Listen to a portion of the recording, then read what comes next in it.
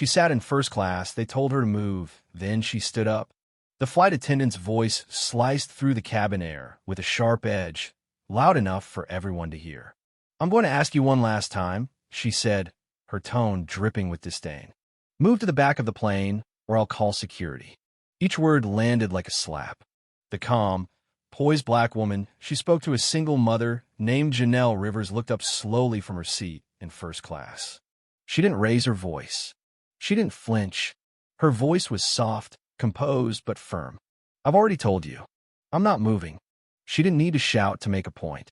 Her words carried the gravity of centuries of being told to move, to stay silent, to not belong. The cabin was silent, passengers frozen with discomfort. Some turned away. Others watched closely. No one intervened. They didn't know who she was.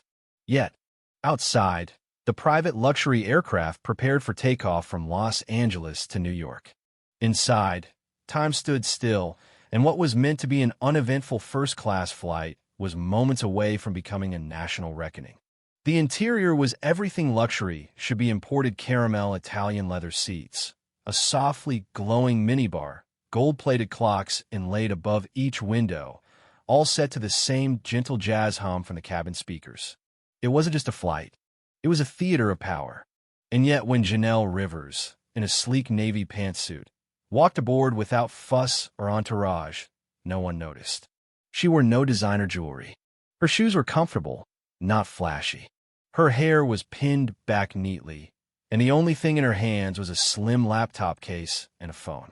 She looked like any well-prepared professional, but to Tiffany Saunders, the head flight attendant in her early 40s, she didn't fit.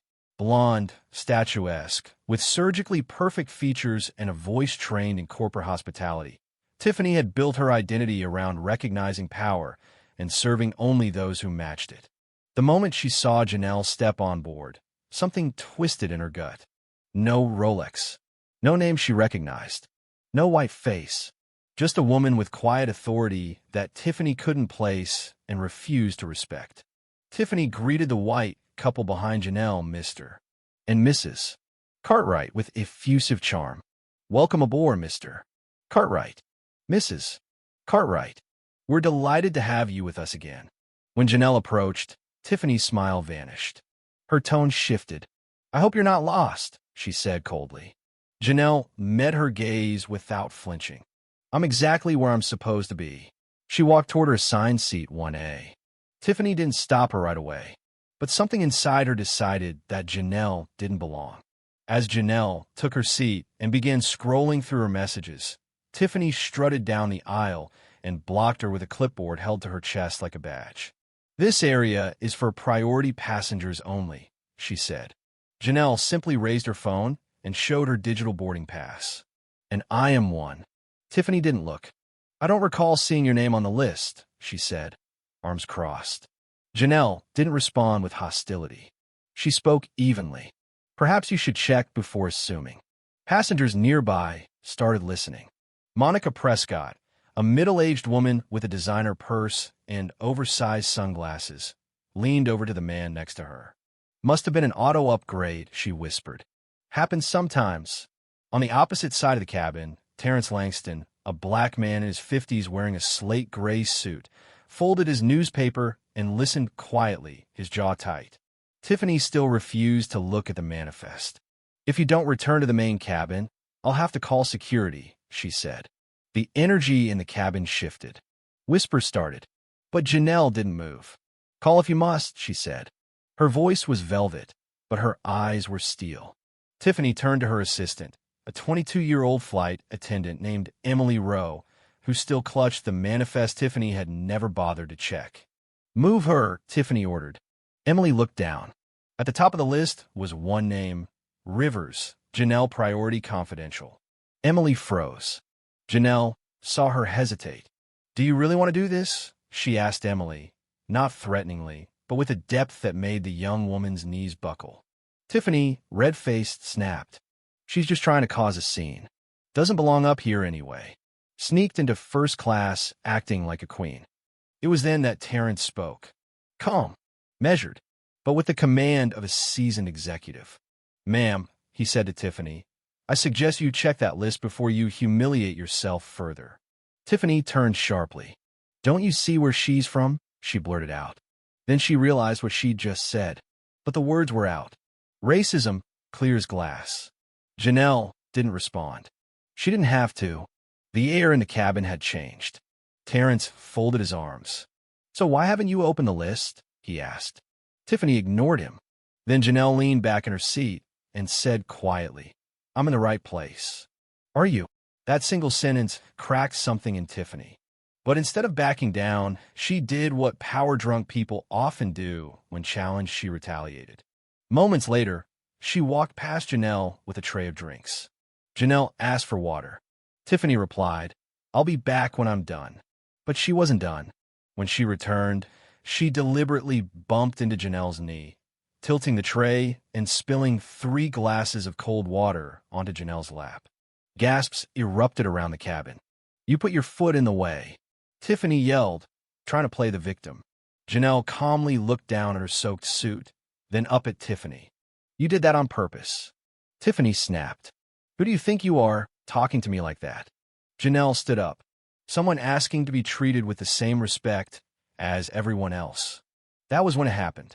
Tiffany raised her hand and slapped Janelle across the face. The cabin went dead silent. Emily gasped. Monica clutched her purse. Terrence stood up so fast his seat rocked behind him. Janelle didn't move. The red mark on her cheek grew darker by the second, but her eyes never left Tiffany's. You've just made the biggest mistake of your life, she said. Tiffany's mask slipped. She could feel it. Something was wrong. And then Terrence, in a voice that echoed with finality, said, Miss Saunders, you just assaulted a passenger in front of multiple witnesses. Janelle sat down again, quietly, with dignity. Then she pulled out her phone. She didn't post a tweet. She didn't call a lawyer. She opened an internal corporate app. One message. Flight WS 472. Serious incident. Immediate intervention required. She hit send. Tiffany tried to laugh it off. Oh, calling your followers? Hoping to go viral. Janelle looked at her. You'll find out soon enough. Within minutes, the cockpit door opened. Captain Nolan Graves stepped out, flanked by a junior officer. His face was tight with tension. Miss Saunders, he said to Tiffany. Step aside. What is this? She demanded. He didn't answer her. Instead, he turned to Janelle and said, MS. Rivers, we've received communication from Right Sky Senior Command. This flight's owner is on board. You. Passengers gasped. Tiffany paled. You're her, she stammered. Janelle gave her a sad smile. You never cared who I was until now. Captain Graves nodded. We've been ordered to divert. Immediate landing. Security will meet us on the tarmac. Tiffany backed away, her eyes wide. When the flight landed, 2 black SUVs were already waiting. As the doors opened, 2 uniformed agents stepped up the stairs and into the cabin. One looked directly at Tiffany. Tiffany Saunders, you are being placed under arrest for assault on a passenger. Janelle didn't move until they finished reading her rights. Then she stood up and walked slowly down the aisle. She stopped by Emily, the young flight attendant who had hesitated but hadn't lied. You stood for the truth when it was hard. You'll receive an invitation to our Leadership Academy next week. Emily nearly cried. Janelle nodded at Captain Graves, then turned to the cabin. I'm sorry that what you witnessed happened on my airline, she said. But I promise this isn't who we are. And this won't happen again. The cabin clapped. Slowly. Then louder. Not because she was a CEO, but because she had stood for something that mattered. 2 days later, Janelle Rivers went viral. Her quote, "Respect is not a reward. It's a right," was printed on posters, shared across social media, and quoted in classrooms. And within her airline, reforms were implemented. 8-week training programs, anonymous reporting systems, a zero-tolerance policy for discrimination. Tiffany's image head hung, cuffed, escorted off the plane became a warning in every employee orientation. Bias is not a mistake. It's a choice. And choices have consequences. Janelle didn't seek fame. She didn't appear on reality shows. She just kept showing up for passengers, for employees, for a new future. And every time she stepped onto a plane now, heads turned not in suspicion, but in admiration. She hadn't just taken back her seat. She'd given dignity a voice at 36,000 feet.